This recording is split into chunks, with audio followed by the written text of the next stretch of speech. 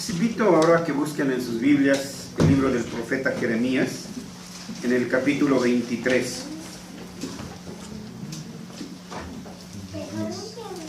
Jeremías 23. Y aquí en este capítulo vamos a leer los versículos 5 y 6.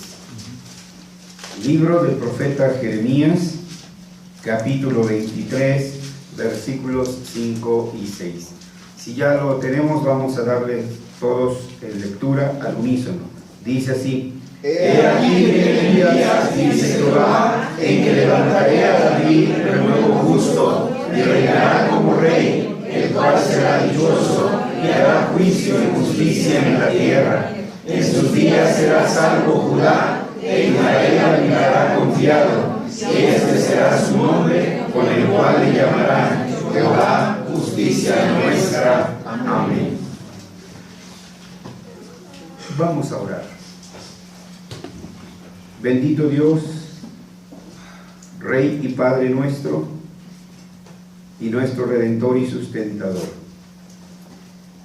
Venimos hasta este lugar que tú has consagrado, para que desde aquí tu pueblo unido proclame tu gloriosa majestad, para que desde aquí, en la comunión de los santos, tus hijos proclamen el poderoso evangelio de tu Hijo Jesucristo, para que desde aquí, convocados por tu Espíritu, seamos instruidos en las promesas reveladas en tu palabra.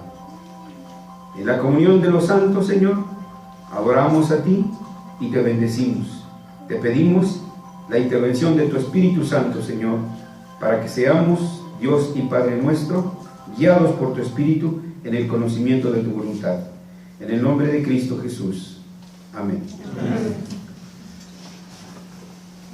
Bueno, ustedes han visto el título, Un renuevo de justicia.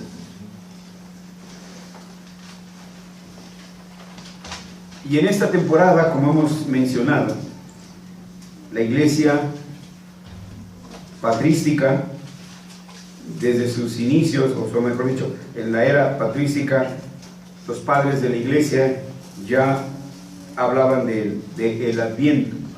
Mencionaba en otra ocasión el sermón de Jerónimo, que llamó en esas fechas y que predicó Adventus Redemptoris.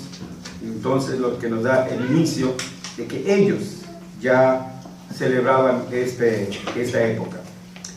En esta época la iglesia se concentra en aquellos pasajes que anuncian la venida de Cristo, en el cual le daban esperanzas al pueblo. Recuerden que desde que estaban en Egipto, era un pueblo oprimido.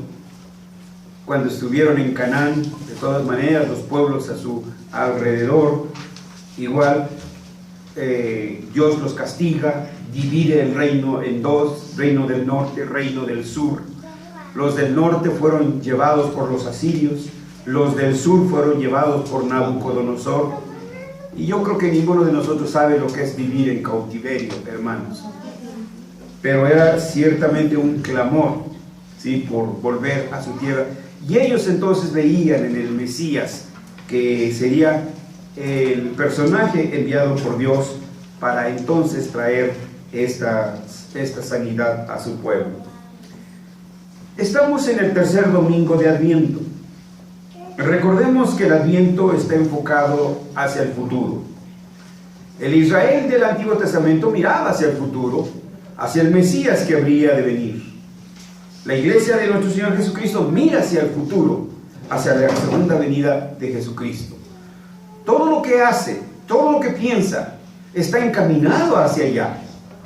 No está anclado al presente, como hoy muchas filosofías dicen. Olvídate del pasado, no pienses en el presente, no pienses en el futuro, tú vive tu presente. Hermanos, no podemos vivir así, nadie, porque tenemos que, nuestro presente está anclado en el futuro, digo, en el pasado, y nuestro presente apunta hacia el futuro. Entonces son tiempos que no podemos ignorar en nuestras vidas en su totalidad. Este Adviento enfocado hacia el futuro subraya el hecho de que tanto el cristiano como la iglesia se orientan hacia el porvenir. Nuestra expectativa se dirige hacia lo venidero, hacia el cumplimiento de todas las cosas que vendrán a la plenitud con la segunda venida de Cristo. ¿Por qué esperamos la segunda venida de Cristo con ansia? Primeramente porque nosotros mismos somos los primeros actores, que sabemos, hermanos, cómo las tentaciones, cómo el pecado nos arrastra, cómo no podemos ser fieles al Señor, cómo no podemos llegar aquí un domingo y decir, pues ¿de qué me va a perdonar Dios? Ningún domingo podemos llegar así, y nos duele porque nos pasa lo que Pedro, ¿sí? Después de que negó a su Señor y que vio el impacto de su negación, la Escritura dice que lloró amargamente. Nosotros también primeramente acariciamos el pecado y lo toleramos y jugamos con él, y cuando somos seducidos y caemos, cebados, como dice el escritor sagrado, cebados de nuestras concupiscencias, entonces viene una carga de culpa muy grande. Nos sentimos asqueados, nos sentimos, etcétera, indignos de estar en la presencia del Señor. Y ahí viene el espíritu de consolación. ¿Qué esperamos entonces? La venida de nuestro Señor, en el cual seremos totalmente transformados, y entonces ya no tendremos oportunidad de pecar. Ya no podremos pecar, porque seremos verdaderamente santificados. ¿Y qué decir, hermanos? ¿Ustedes están tranquilos en lo que uno ve alrededor? ¿Cómo el mundo celebra la Navidad? ¿Cómo están, hermanos, tantas cosas horrorosas que escuchamos? ¿Pueden imaginarse a Lot en medio de Sodoma y de Gomorra? Viendo ahí, ustedes se sienten bien cuando van, por ejemplo, a Insurgentes, ¿no? Allí a la zona rosa, ahí los hombres besándose, mujeres con mujeres manoseándose. ¿Están tranquilos? No, ¿verdad? Entonces, pero hermanos, todo esto es cuando venga nuestro Señor Jesucristo. Entonces habrá una transformación total, hermanos. Y por eso entonces nosotros ansiamos, deseamos que ese día llegue. Por eso todas nuestras acciones, todas nuestras actividades apuntan hacia el futuro, apuntan hacia el cumplimiento de todas las cosas, a la plenitud con la segunda venida de Cristo. Esta temporada del Adviento, hermanos, nos exhorta también a prepararnos para vivir la plenitud del reino. No estamos involucrados en los asuntos del reino. Somos esclavos de los filisteos. Trabajamos para ellos, vivimos como ellos, actuamos como ellos. Cuando venga nuestro Señor Jesucristo, entonces vendrá la plenitud del reino. Y esto es entonces la temporada del Adviento, nos exhorta a prepararnos para vivir esa plenitud. De modo que nosotros debemos de ver la vida como vida de Adviento, siempre dando un paso hacia adelante, como vida que tiene lugar en el Espíritu Santo, y que esta vida, dirigida por el Espíritu y dirigida por la palabra, está dirigida hacia el día del Señor, dirigida hacia aquel momento cuando nuestro Señor Jesucristo vendrá por segunda vez, y entonces reunirá a todos sus escogidos, a su iglesia. Como cristianos, siempre nos movemos hacia adelante. Nosotros no somos cangrejos para ir para atrás. Nos movemos hacia adelante en la esperanza del cumplimiento de las promesas del pacto de Dios. El pueblo de Israel conocía esas promesas. Aún hoy en día, el pueblo de Israel añora, anhela la venida del Mesías. Ellos no saben que ya llegó. Hay rabinos que están prediciendo. Hace algunos años escuché que un rabino predecía que el año pasado iba a llegar. Hoy otro rabino dice que el 2017 es el efectivo. Entonces sí va a llegar el Mesías. Como los fastidios sin Jehová, que siempre están vaticinando cuándo va a llegar nuestro Señor Jesucristo. Entonces están los cristianos nos movemos en ese cumplimiento de esas promesas. Pero el Cristo ya vino y va a venir por segunda vez. Pero hay que aclarar, no nos conformamos simplemente con una espera mística, con una espera pasiva. La espera como tal es neutral y pasiva. En cambio, la esperanza, la que nosotros abrazamos, es una esperanza activa, viva y expectante de todas y cada una de las señales que en las Sagradas Escrituras el Espíritu Santo ha dado al pueblo del pacto.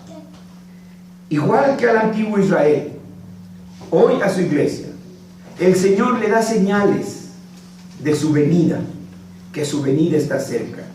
Y oirás de guerras y de rumores de guerras, pero no ha llegado el fin. Eso es a lo que debemos de atender, hermanos.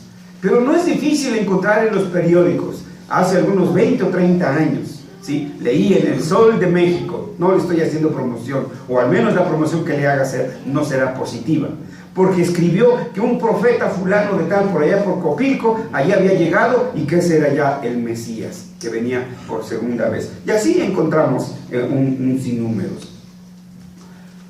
Nosotros, la iglesia, el pueblo del pacto, somos llamados para dar ejemplo del verdadero significado del Adviento.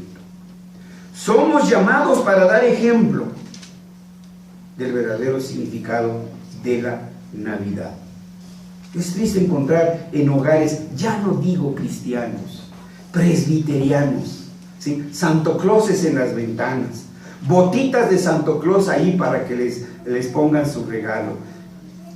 Entonces, hermanos, hemos sido seducidos a esas prácticas. En lugar de nosotros ser ejemplo, somos arrastrados a ellos, ¿sí? Y no son pocos los papás que llevan a sus niños a Liverpool a retratarlos con el Gordo Claus.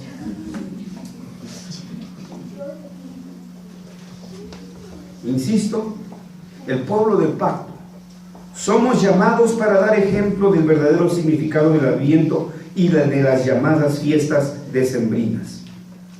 El profeta Isaías escribe: vosotros sois mis testigos, dice Jehová, y mi siervo que yo escogí.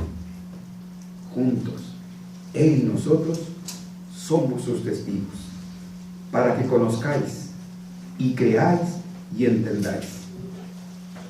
Para que conozcas, para que creas y para que entiendas que yo soy, y antes de mí no fue formado Dios, ni lo será después de mí.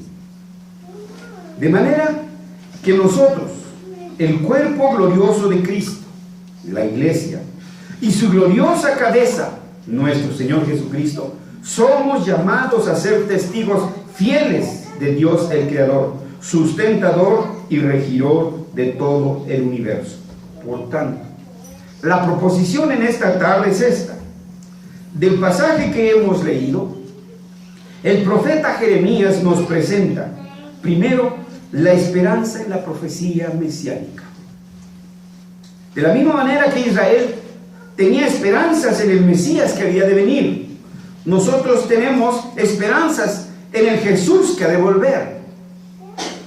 Otra cosa que Jeremías menciona, que esa esperanza es el renuevo justo, término que también estaremos explicando. Y tercero, que el renuevo es la justificación nuestra. En ningún otro hay salvación, ¿sí?, más que en este, que es nuestra justificación. No vamos a encontrar justificación en ninguna otra parte, aunque haya quienes digan que la Biblia no es la única alternativa, que el cristianismo no es la única alternativa, que hay otros caminos, que hay otras vías del perfeccionamiento humano. Hace algunos días un gobernador dijo, ya casi un mes, dijo que la cultura y el deporte son el antídoto más eficaz contra los ladrones y los bribones, contra los pillos. hermanos, sabemos de deportistas, ¿sí? De deportistas, que un Pretorius también se apellidaba, ¿no? Que mató a su novia hace algunos... Historias. ¿Cómo? Historias. Así como dijo el hermano, porque no lo sé pronunciar. Uno que acaban también de sentenciar porque igual mató a su novia, creo que era un basquetbolista. En fin, encontramos qué es Maradona, un drogadicto, etcétera. Esos, el deporte es el antídoto eficaz. Cuauhtémoc. Pues vean ustedes, la cultura, no me digan que no siquiera fue por lo menos a la nocturna un tal señor Duarte. Yo digo, por lo menos a la nocturna fue. Pero miren ustedes, entonces ¿es verídico este acerto de que la cultura y el deporte son el mejor antídoto? Pues no, hermanos. Naturalmente son un instrumento. Pero hermanos, si el Señor no nos transforma, si el Espíritu no nos transforma, si Dios en su gracia no se nos revela, jamás habrá un cambio. Pedro, creíste, ¿sí? O mejor dicho, a Tomás dijo, Tomás, creíste porque me viste, ¿sí? Bienaventurados los que creyeron y no vieron. Y a Pedro le dice, también, ¿no? cuando le pregunta, ¿quién dicen que soy? Y la respuesta viene, pero la respuesta del maestro dice, bienaventurado eres Pedro, porque no te lo reveló carne y sangre, sino mi Padre que está en los cielos. Es por revelación, hermanos. Debemos dar gracias a Dios. Usted está aquí porque Dios se lo ha revelado. No me diga que a la primera vez que le hablaron ya llegó aquí. ¿Cuánto no nos resistimos, hermanos? ¿Sí? Hasta que el Señor en su misericordia abrió nuestros ojos y entonces pudimos ver el horror de nuestro pecado y a quién habíamos fallado. Pudimos ver cuál era nuestro destino final, pero vimos que había solución, que Dios mismo había provisto esa solución, su Hijo Jesucristo, el que sí pudo pagar lo que nosotros no podíamos pagar. Por eso entonces el pueblo que vivía afligido, vean el contexto de Jeremías. Jeremías había sido preso, el pueblo de Israel estaba sitiado, en fin, había hambruna, no había agua, no había, etcétera, etcétera. Era una desolación, era una desesperación. Una tierra devastada, una tierra que no valía nada, hermanos. Y sin embargo, vean ustedes cuántas imágenes nos presentan. Por ejemplo, cuando Jeremías compra un terreno y firma las escrituras, estando preso y estando sitiados, todavía comprando un terreno. Eso no es otra cosa que es una fe con visión hacia el futuro, hermanos. Y esto mismo entonces le lleva el profeta Jeremías al pueblo de Israel. La esperanza hacia el futuro está expresada en la profecía mesiánica de los versículos del 5 al 8. Acabamos de leer aquí en estos versículos. He aquí, vienen días, dice Jehová, en que levantaré a David renuevo justo y reinará como rey, el cual será dichoso y hará juicio y justicia en la tierra. Jeremías, cuando presenta esto, la esperanza hacia el futuro, encontramos en varias partes de su libro la fórmula introductoria para anunciar las promesas, para darle esperanza y fortaleza al pueblo de Israel. Y entonces comienza con esta frase: Hine Yamim Baim. Hine, he aquí. Yaim, días. Baim, vienen. Literalmente dice, he aquí días vienen. En la sintáctica de nuestro idioma dice, he aquí vienen días. Esa es la cuestión sintáctica de nuestro idioma. Pero en el original, primero está Hine, he aquí. Después Yamim, plural de Yom. Yom es día, Yamim, días. Y luego está Baim,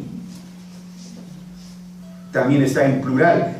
En hebreo también hay masculino y femenino, singular y plural en los verbos hebreos. He aquí vienen días, Hine Yamim Baim, aparece 16 veces en el libro del profeta Jeremías, como un prefacio del mensaje de esperanza en el futuro. He aquí vienen días. La otra palabra clave que encontramos ahí es Ha-Zemach, que significa renuevo. Zemach es renuevo. Ha es el artículo. El Ha es el artículo el o la. Ha, el, Zemach, renuevo. Esta palabra, Zemach, aparece 5 veces en este libro. De manera que Zemach, el renuevo, es el término que se usa para designar al rey mesiánico. No te apures, vendrá, viene. Pueden imaginarse, por ejemplo, en los tiempos de desastre, cuando se rompen los puentes, cuando los ríos entorpecen las vías de comunicación, que los pueblos que quedan adentro no tienen ya agua, no tienen comida, no tienen víveres, no tienen nada, ¿sí? Y les es anunciado, viene el plan DN3. Pues no está, ¿verdad? Pero ahí está la expectativa, la esperanza, ¿no? Y cuando aparecen los helicópteros, ¿no? Con las maletotas ahí, entonces, ¿cuánta esperanza ha de haber en esos pueblos que quedan ahí? No nos lo podemos imaginar, hermanos, porque nosotros aquí tenemos todo. Nada más apretamos un botoncito y pum, otro, y ya todo está aquí automático. No nos ha llegado ese momento. Nuestros hijos no pueden apreciar eso, porque entonces se dan el lujo de decir, eso no me gusta, ¿sí? Etcétera, etcétera, porque no han vivido esa necesidad. Pero esa misma esperanza la vemos en otras partes. Hace hincapié en el renuevo. Por ejemplo, Jeremías 33:15. En aquellos días, ¿ven la fórmula? Porque lo que les leí fue de Jeremías 23. En aquellos días. Igual está, el mismo término es Hine, Yamim, Baim. En aquellos días y en aquel tiempo haré brotar a David un renuevo de justicia, y hará juicio y justicia en la tierra. Verán, es exactamente el mismo sentido de Jeremías 23. Pero es lo único que vemos ahí. No, porque la escritura no lo escribió un solo profeta. La escritura la escribió el Espíritu Santo. Y no usó solo un profeta, usó a otros profetas. ¿Con cuál? Por el mismo tema. Zacarías 3:8. Escucha pues ahora, Josué sumo sacerdote, tú y tus amigos, que se sientan delante de ti, porque son varones simbólicos. Giné. Esa es una llamada de atención. Oye, Giné. Oye. En el ejército es atención. Y las tropas paran la oreja. Porque viene una orden. Viene algo. Se anuncia algo. Y aquí era entonces, Giné. Yo traigo mi siervo el renuevo. Ahora vean qué imagen usa. ¿Se acuerdan del terremoto del 85? Cuando salimos, la ciudad devastada, parecía que la habían bombardeado. Bueno, muchos de nosotros no saben lo que eso significa, ¿verdad? Solo lo vemos por las películas, ¿sí? Pero pueblos en el oriente, hermanos, ellos sí saben lo que es que sus edificios, que sus casas se vengan abajo por un intenso bombardeo. Entonces, todo estaba desolado. Hablarles de un renuevo es que esa desolación, esa devastación que había, en algún momento volvería a haber edificios nuevos. Zacarías 6:2 es otra nota de esperanza. Y hablarás diciendo, Dios siempre usando a sus profetas para darle aliento a su pueblo, como vimos en Isaías, consolaos, consolaos. Tu dolor no va a durar para siempre. Tus aflicciones no van a durar para siempre. Tal vez no tengamos las aflicciones que otros tienen, pero unos padres sí tienen las aflicciones porque los hijos del pacto no están aquí, porque han sido desertores del pueblo del pacto. ¿Y cuál es su anhelo? ¿Que los atropelle un burro? Creo que no. ¿O sí? No, que estén aquí, que puedan decir como Josué: he aquí, yo y mi familia serviremos a Jehová. Entonces, hablar del renuevo era una nota de esperanza en un pueblo desierto, devastado, y ahí les está llegando esa promesa: yo traigo mi siervo el renuevo. Zacarías lleva también esa nota: así ha hablado Jehová de los ejércitos, diciendo: he aquí el varón cuyo nombre es el renuevo, el cual brotará de sus raíces y edificará el templo de Jehová. Ay, pero somos tan materialistas, tan idólatras. Pues ¿cuál templo? Pues estamos imaginando, yo creo que la villita ahora, a lo mejor viene a nuestra mente, ¿sí? Pero ¿qué dice el Nuevo Testamento? Vosotros sois, ¿qué? El templo del Espíritu Santo, ¿sí? Pero los judíos se asombraron cuando Jesús le dijo: derriben este templo y lo reconstruiré en 3 días. Hablaba de él, no del edificio. Está loco, ¿cuántos años se ha llevado, no? Si nada más para un arreglo en casita, vean ustedes cuánto tiempo se lleva y qué tiradero queda, ¿sí? Y qué tiradero queda. Entonces, ahí está el varón cuyo nombre es el renuevo, el del cual brotará de sus raíces y edificará el templo de Jehová. El renuevo también es nombrado en Isaías capítulo 11, versículo 1. Ahí es nombrado, bueno, si alguien nos puede ayudar y lo lee.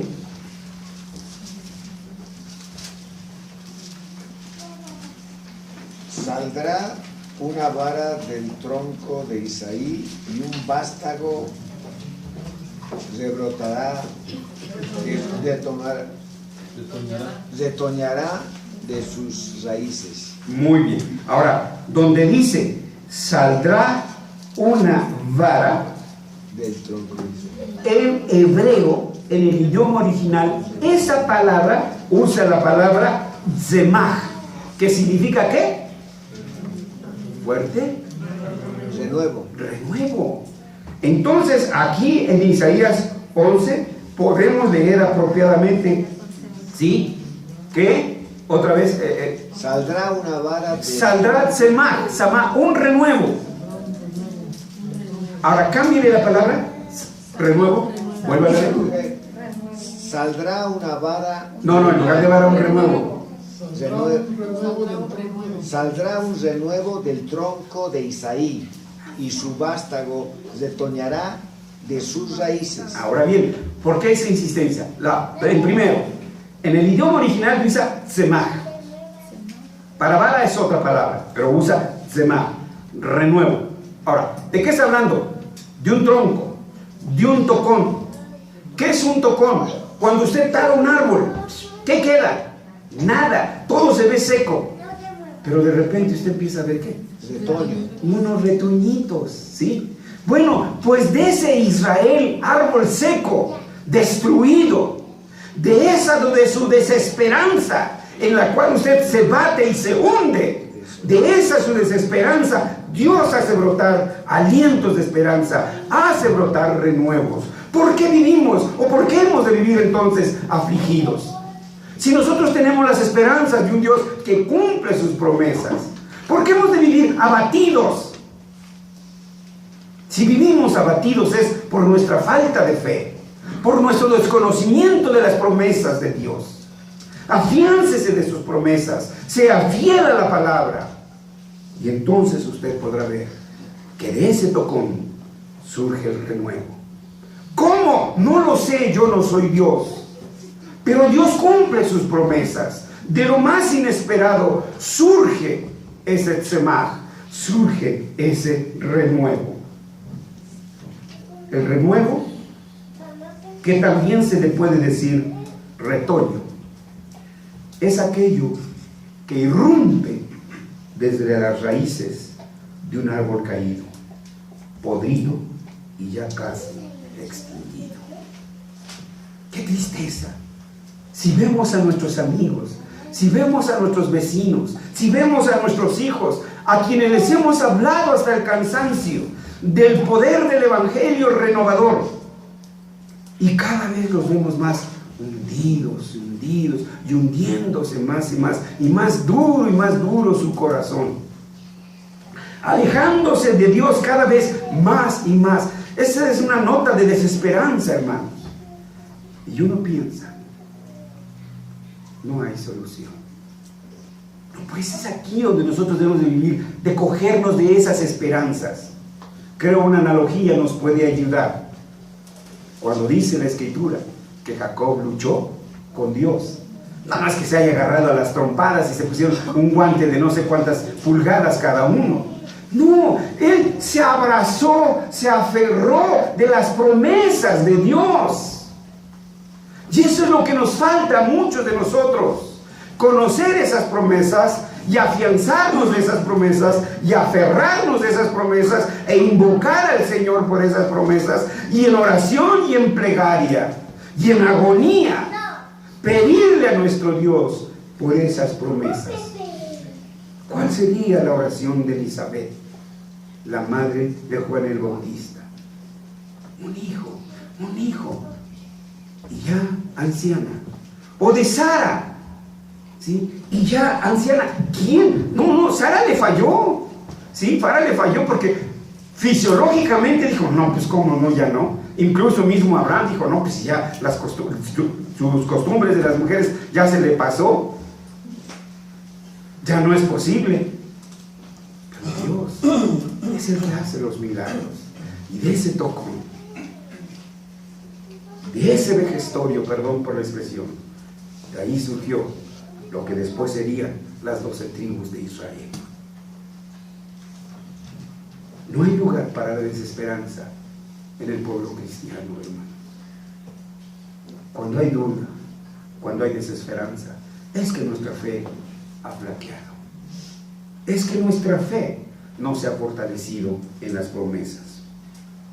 Isaías 53:2 sigue insistiendo: subirá cual renuevo, otra vez Semach, subirá cual renuevo delante de él, y como raíz de tierra seca. ¿Por qué?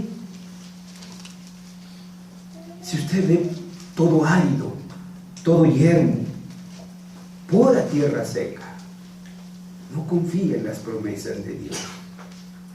¿Cómo nos pintan el desierto, hermanos? Árido. Y ustedes lo saben. Yo nunca he estado en un desierto, pero se habla de los oasis, se habla de flora, se habla de fauna en el desierto. Bueno, uno solo lo ve por la tele, ¿verdad? Pero sabemos que sí hay flora y fauna aún en el desierto. ¿Cómo es posible que no veamos entonces esas señales de las promesas de Dios y vivamos hundidos en la desesperación? Por eso el Señor muchas veces, cuando le increpaban, les respondía: hombre de poca fe, mujer de poca fe. ¿Dónde está su fe? ¿Dónde está nuestra fe? Subirá cual renuevo delante de él, y como raíz de tierra seca. Y lo que nos viene dice: no hay parecer en él. No se parece a Ricky Martin, ni hermosura le veremos más sin atractivo para que le deseemos. Pero la nueva vida surgirá a partir de una dinastía caída. ¿Quién se va a fijar en un descendiente real?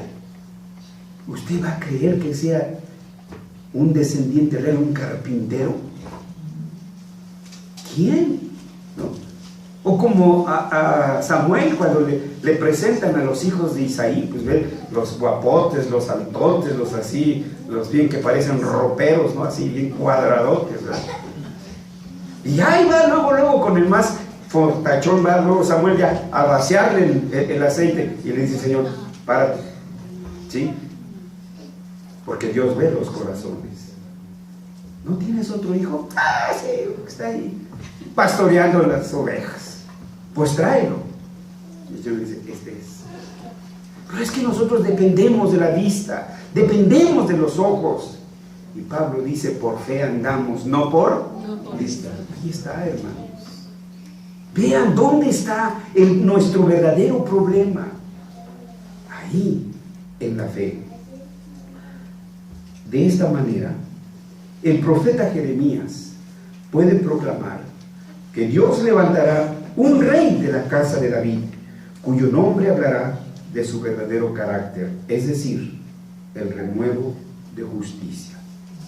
Expectativa que se cumple en Cristo, el Hijo de David, quien, a diferencia de los reyes anteriores, el renuevo justo, reinará con sabiduría, enalteciendo las promesas del pacto y gobernando al pueblo con justicia y equidad, como lo dice de David, que gobernaba al pueblo con justicia y equidad.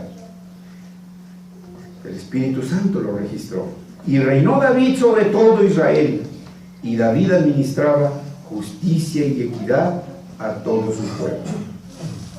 Ahora, a lo siguiente que nos manda el profeta es a la esperanza de Judá en ese renuevo justo. Después de anunciar que viene el Semaj, de ese tronco podrido, de esa tierra árida, Dios va a sacar un Semaj. Ahora dice: en sus días, en los días de ese Semaj, en los días de ese renuevo, será salvo Judá.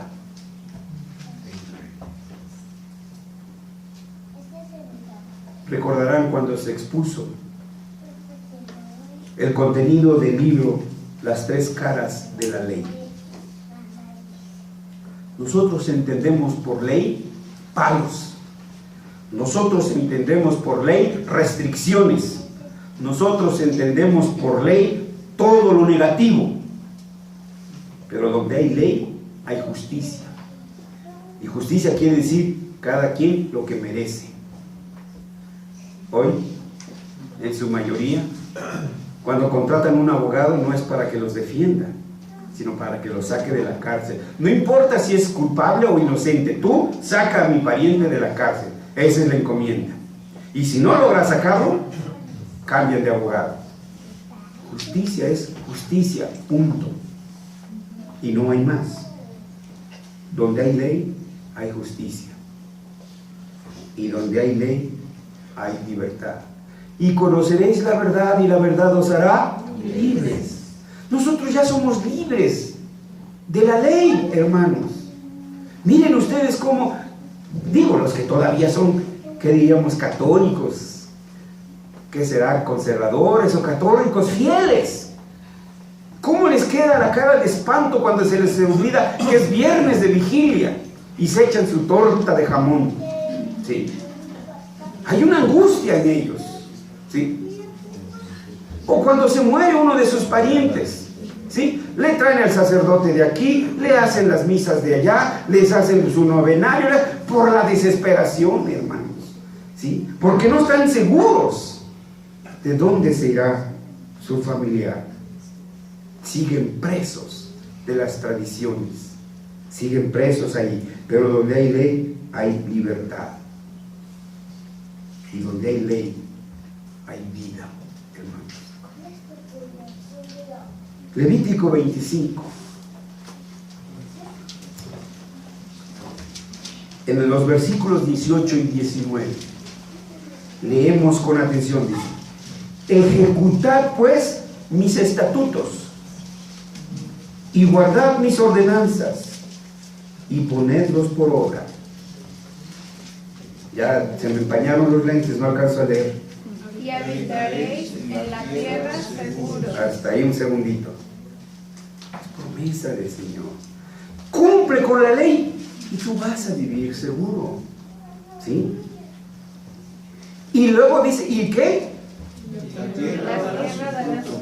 La tierra, no dice dólares, el dólar va a bajar a 10 pesos, el dólar va a bajar a 9 pesos. Usted no tenga esperanza, deje que el dólar se pudra, que el dólar haga lo que quiera. Usted preocúpese por los jitomates de aquí, por las papas de aquí, por las calabazas de aquí. Usted necesita esos alimentos. ¿Qué está preocupado de eso? La tierra dará su fruto. ¿Y comeréis hasta qué? ¿Cuál dieta? Que la dieta de la luna, que la dieta... ¿Cuál, hermanos? ¿Cuál? El problema no es la comida, el problema es que no sabemos comer. Ese es el verdadero problema. Dios nunca ha puesto prohibiciones. Ay, no como carne porque... ¿Quién sabe qué digan los veganos? Etcétera, etcétera. Mejor me quedo con el etcétera. Comeréis hasta saciados y habitaréis en ella con seguridad. Hermanos, ¿quién de nosotros, por alguna razón que tenga que salir a la 1 de la madrugada, toma con confianza un taxi? Bueno, ya ni los Uber, ya se empiezan a oír por ahí cosas raras de los Uber, ¿sí? Entonces imagínense, usted sale así, pero si no sabe si el que va manejando verdaderamente es un taxista. Pero todas estas promesas es que cuando guardamos ley, cuando guardamos orden, y esta es la promesa del renuevo, que habrá orden. Pero ¿dónde está ese orden? Metido aquí, porque allá afuera calladito te ves más bonito, ¿sí? Porque no llevamos esto allá en el reino de Dios, porque no lo aplicamos allá nos quedamos callados. Y así entonces llegamos al tercer punto de lo que nos marca el profeta aquí, la esperanza nuestra. Ya les dio esa promesa al pueblo. ¿Y para nosotros qué? ¿Qué relación tiene esto con nosotros? Al renuevo justo se le llamará Jehová justicia nuestra, lo que significa aquel que nos reivindica. Se refiere al retoño o renuevo que emergerá en la persona del Mesías. Será de carácter muy diferente y por su obra especial otorgará justicia a los hombres, no por obras, sino por gracia. Justificados pues por la fe, tenemos paz para con Dios, por medio de... Ahí está el punto, hermanos. No por obras, sino por gracia, incluyendo la santidad personal como una obra del Espíritu Santo, quien seguirá actuando aún después de la justificación. El versículo 8 de este pasaje que hemos leído dice: sino vive Jehová, que hizo subir y trajo la descendencia de la casa de Israel de tierra del norte y de todas las tierras de donde yo los había echado, y habitarán en su tierra. No tendrán que huir a Canadá, no tendrán que ir a París. Mire, si usted va de tour, bueno, pues es cosa distinta, pero que usted vaya a ver qué le dan, es muy distinto, hermanos. Sí, es muy distinto, ¿no? Dice, los traerá de todas partes del mundo y habitarán ¿en dónde? En su tierra. En su México lindo y querido. Bueno, para los que todavía amamos México, porque hay quienes dicen que ni con chochitos se vienen, a menos que Trump les dé la patada, ¿sí? El versículo 8 de este pasaje apunta hacia el futuro, cuando el renuevo unirá a todos los elegidos, tanto del antiguo Israel como los del nuevo Israel, tanto el que ha sido circuncidado físicamente como el que ha sido circuncidado en el corazón, y seremos un solo pueblo. No habrá gringos, no habrá europeos, no habrá indios, no habrá mexicanos, Como dicen que andan circulando por ahí los dólares, ¿no? Con la leyenda esa, que los mexicanos son la versión de las ratas, ¿no? Así dicen que anda circulando, no sé qué tan cierto sea, hermanos. Pero dice, seremos un solo pueblo, sin fronteras, sin nacionalidades. ¿A qué conclusión podemos llegar? Jóvenes, el Adviento es una esperanza, es el futuro. Piensen en el futuro. No se estanquen, no se queden anclados. Su vida tiene futuro. Llegarán días cuando ustedes recordarán su juventud. Y algunos de ustedes la habrán desperdiciado. Y algunos de ustedes ya no podrán echar marcha atrás. El antiguo Israel tenía los ojos puestos en el adviento del Mesías. Nosotros, el nuevo Israel, debemos tener los ojos puestos en el adviento de la parusia, la segunda venida de Cristo. No se esté pensando en el coche que se va a comprar dentro de 3 años. No estoy diciendo que no sea eso válido. Lo que estoy diciendo es que no se ancle ahí, que no se ancle en eso, sino vea hacia el futuro, que Cristo va a venir por segunda vez. Y eso es cierto. Por eso, hermanos, la Iglesia y el Espíritu dicen, ven. Y el que hoy diga, ven. Sí, ven, Señor Jesús. Maranata, el Señor viene. Amén. Vamos a orar. Dios y Padre Santo, en medio de tanta incertidumbre,